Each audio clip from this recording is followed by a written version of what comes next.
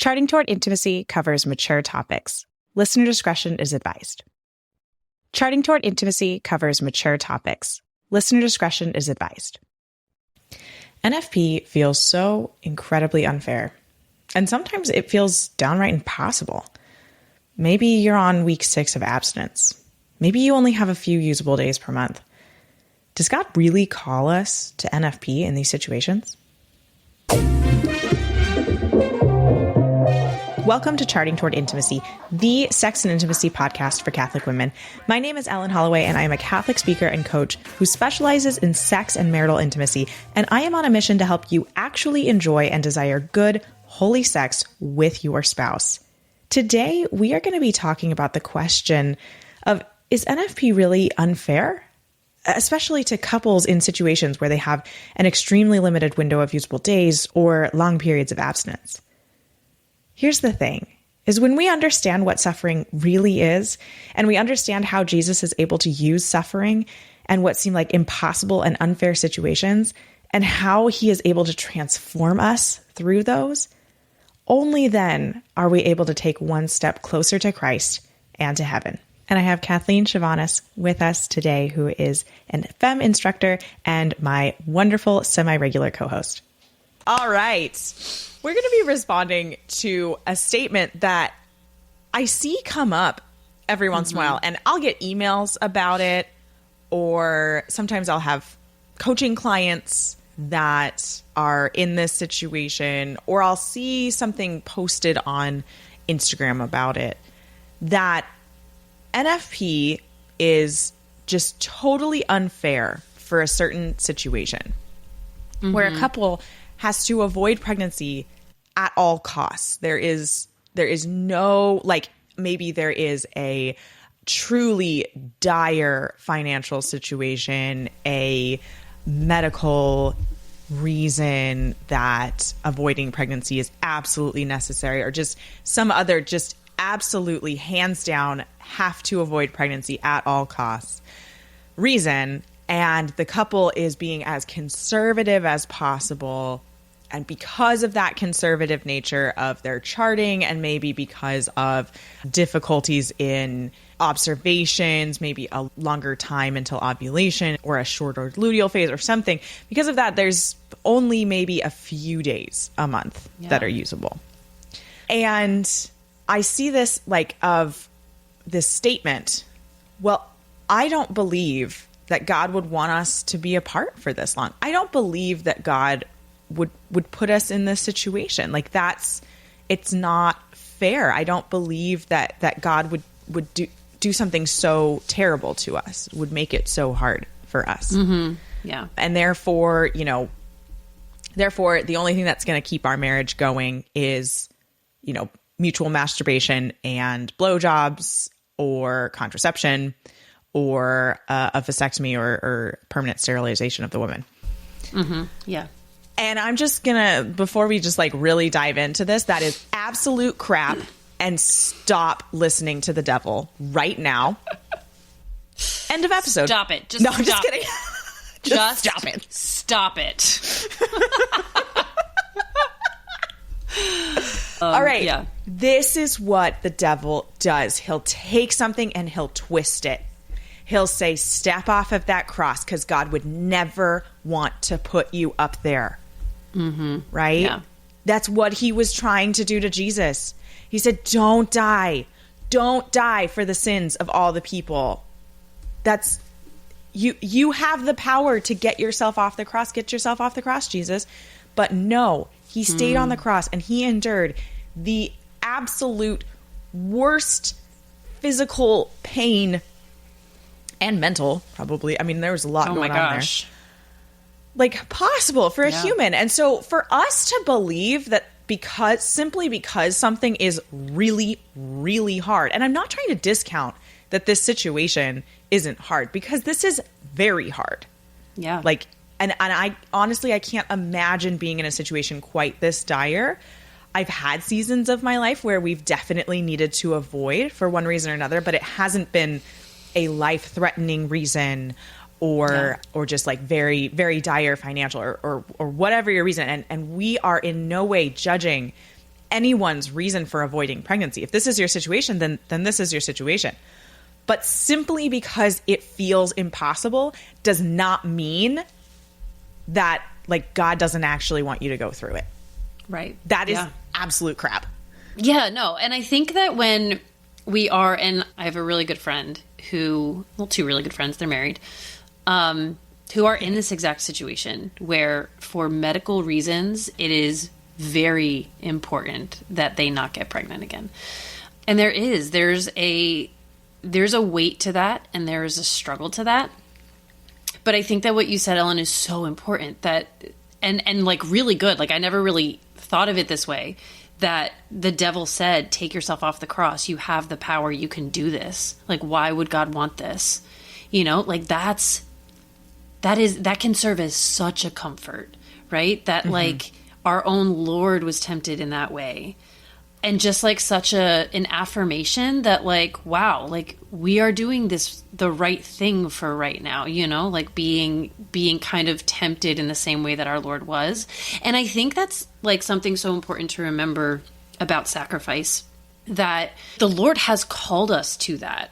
And for us to sacrifice because he sacrificed first, and that we can trust that when we are in those times of just having to like painful sacrifice, that we can know that the Lord is with us in it, and that we are being drawn to the foot of the cross, that we are being drawn closer to him through that sacrifice.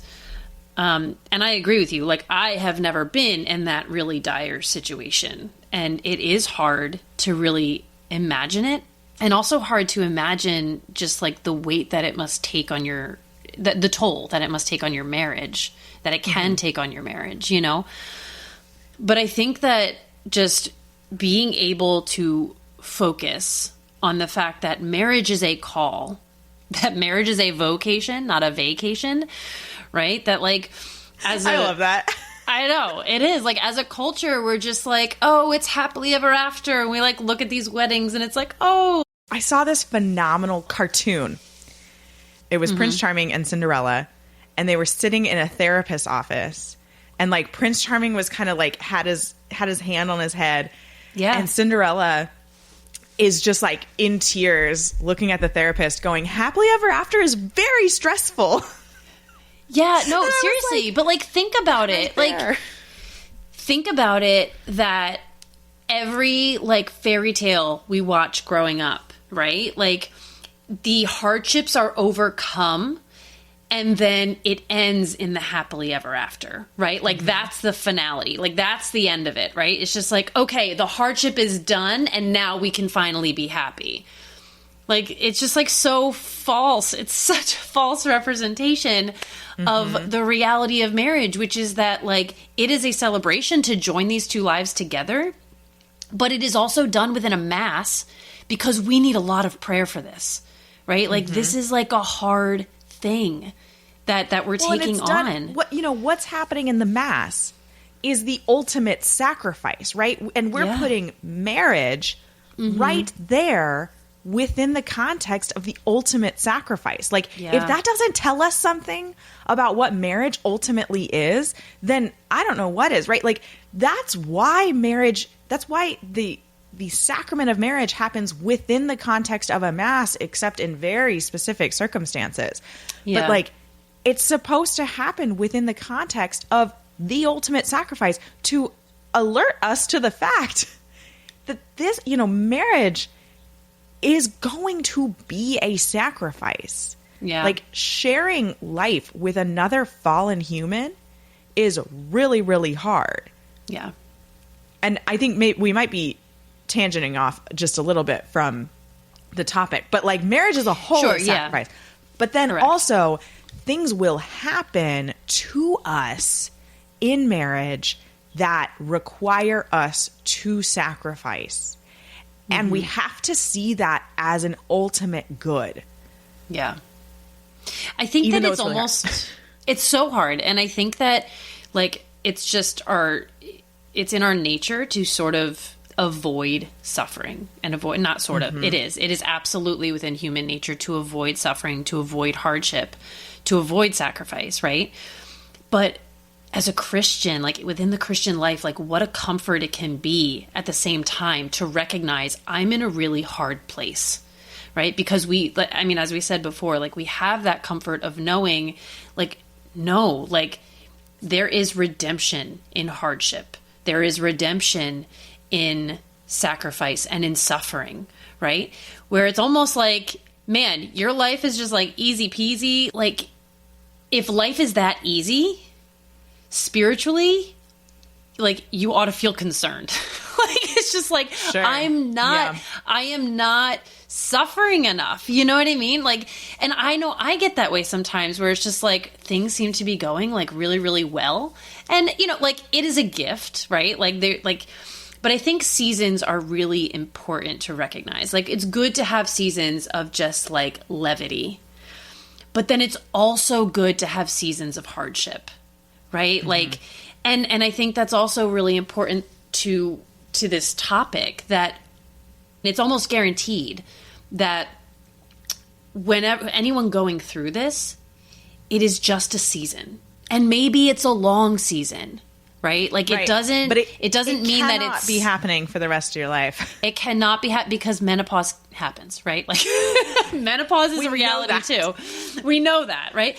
But I mean, and truthfully though, like it is a season, and that's not to diminish how hard it is, right? Mm-hmm. That's not to take away from the suffering that's happening, but it is to provide hope that this is really hard, but this isn't going to be forever. I don't know how long it's going to be. Maybe it is going to be a really long time, right? But it isn't going to be forever. I think I want to touch on sacrifice here in a slightly different capacity than what we've been talking about, because there's an element to this. So one of the things we do in the Christian life is we put sacrifices in our life, right? Like we're recording this right before Lent is going to start. Mm-hmm. And, during Lent, this is a very specific time that we choose a sacrifice to put in our life. And we do that to remind us, how important God's sacrifice was for us, Jesus on the cross, and to remind us, that we can do nothing without God. And I have meditated on this aspect of choosing these sacrifices to put in your life, because there are seasons of life where you don't need to do that. Mm-hmm. There are seasons of life where you don't need to choose an additional thing to do for Lent. I've had seasons, I've had Lents where like my spiritual director has told me to stop what I chose to do for Lent.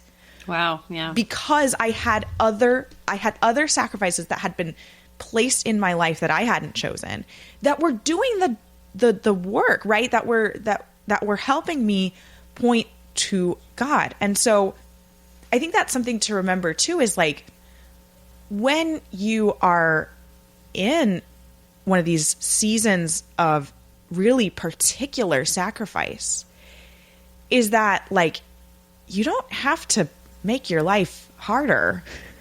Mm-hmm. In addition to that, but you need to use that sacrifice to help you grow holier. Like you can't just say this is really hard and just continue to complain about it. You need to dig into the sacrifice and allow it to sanctify you. Yeah. Okay, so why are we talking about suffering? And the whole point of this was, NFP is unfair, right? Suffering is a part of life. Mm-hmm. Suffering is part of the Christian journey, that we need to embrace suffering. In this particular situation, that suffering is going to be very tied to the cardinal virtues of prudence and temperance and fortitude, actually. Yeah, those three. I mean, not justice a little bit, but like God's got the justice part. Yeah. So, but prudence, temperance, and fortitude are going to be vitally necessary. And I'm going to read from the Catechism here, 1806. This is on prudence. Prudence is right reason in action, writes St. Thomas Aquinas, following Aristotle. It is not to be confused with timidity or fear. It is prudence that immediately guides the judgment of conscience. The prudent man determines and directs his conduct in accordance with this judgment. With the help of this virtue, we apply moral principles to particular cases without error and overcome doubts about the good to achieve and the evil to avoid. I love this quote on prudence because that's ultimately what's going on here is, or the opposite is what's going on here, right? Is that if you've said this before, NFP is unfair. We have to avoid at all costs. And it's really, really hard. And God couldn't possibly want us to be apart for this long. He couldn't possibly put that on us. We're not using prudence in this case to apply moral principles to this particular case without error. Right now, we're twisting it into God wants me to step off the cross. I don't need to have this sacrifice in my life. And so I just love like that end of just with the help of this virtue, with the help of prudence, we can apply moral principles to particular cases without error. We can overcome the doubts about what's actually good here and what's actually evil. Because right now in this situation, we're doubting what is actually good here. Mm-hmm. We're saying, look, contraception is the only option that's going to save our marriage. It's going to keep us together. It's too hard to not have sex with each other. And so therefore, like God, because it's too hard, God just wouldn't want this for us. Mm-hmm. And that is not true. It is too hard. It is too hard for you to do as a human being. You do not have the strength to do it. I can guarantee that. So if it feels like it's too hard, that's because it is too hard. And what do you need to do? You have to lean on God. Mm-hmm. God's grace is the only thing that is going to get you through this. Yeah. There's another quote in the Catechism. I don't have the exact number of it, but it's also it's about temperance, and it talks about how the path to learning temperance, it's riddled with mistakes and sins, and we know that. But simply because we know that we are fallen humans and we're going to make mistakes does not mean that we can just go ahead and just opt in to sin. Mm-hmm. Yeah. Just because we know that we're going to fall. That is not the Christian journey. The Christian journey is eyes on the prize. Amen. And the prize is the cross. Yeah. Right? The bride has to follow the bridegroom. The bride goes the way of the bridegroom. Christ is the bridegroom. How did he get to heaven? He got to heaven through the cross. How are we going to get to heaven? Same way, through the cross. Amen. We have to suffer. I think that's a mic drop. Are we done? Honestly, yeah. The only thing I wanted to say is just heroic virtue is like what is required. Like it's heroic virtue, and we cannot obtain heroic virtue on our own. It has to happen through Christ. And just, yeah, everything you just said, just beautiful. I think that this is these situations, like the gravity of these situations is also a really good way to keep us in check. Like, is our situation actually this dire to avoid? Right? Mm-hmm. Like because that's ultimately, if you only have a couple days a month, that's going to help you determine how important is it really, right? Mm-hmm. Because another key piece to marriage is trust and trust in your spouse, but then also trust in God, right? That, Lord, you designed us in this way to come together in this way, to desire that together. Like, just your will be done, at the end of the day. And I'll say, like, with our first like 4 kids, it was, there was like a phrase that somebody said to me very early on, that every baby comes with a loaf of bread under its arm. Oh yeah. That just like God finds a way to provide even when you think you can't do it.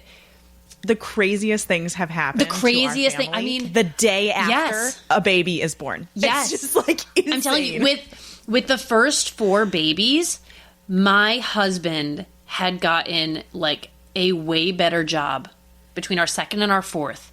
The rate at which he like flew awesome. up the career ladder was like unbelievable. Like he's in his mid 30s and just like in the dream career right now. It's like, it was like unbelievable. Awesome. And it happened between babies 2 and 4. Like, it was just like, he just flew up because St. Joseph was just interceding for him like crazy, you know? And, and that's like the point, you know, just that like God has continued, even when it was just like, we cannot afford another one right now. Like, I don't know how we're going to do this. Like, and also with the generosity of others, you know, like never underestimate the generosity that other people, the way that God can use other people to shower you with love through their own generosity. Like he does those things. And it is our job to trust in him that if he is going to allow another child, that there is so much trust to be placed in him for his providence. All right. But that doesn't really apply to anybody who has very serious medical reasons to be in this situation, right? And so I think it's like anybody in that situation could be listening to this podcast just like, I don't need your answers. This sucks, and I don't need to hear about it anymore. Like, you really don't get it. You really don't understand. And I just want to say, like, I hear you. I hear you there. And for anybody that may have listened to this just like rolling their eyes and just sort of like being made angry by what we have to say, like, I just want to sit with you in the suck. That's what I want to do. I don't want to give you answers. I don't want to preach to you because you're living it out. You are living it in a very radical way. And I just want to honor you and your sacrifice. And I'm honestly getting emotional because I have friends there that it's like, you are doing it and it's so hard. And you're an incredible person. You're an incredible couple. You are living it out radically in a way that neither of us have. And just all my love and respect. And yeah, let me just like sit there with you for a minute and how much it must suck.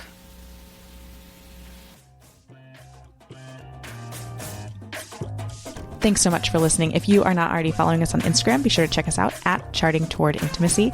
And if you listen to podcasts on a platform that gives you the option to rate or review, we'd love for you to do that because it helps us spread the word about the podcast.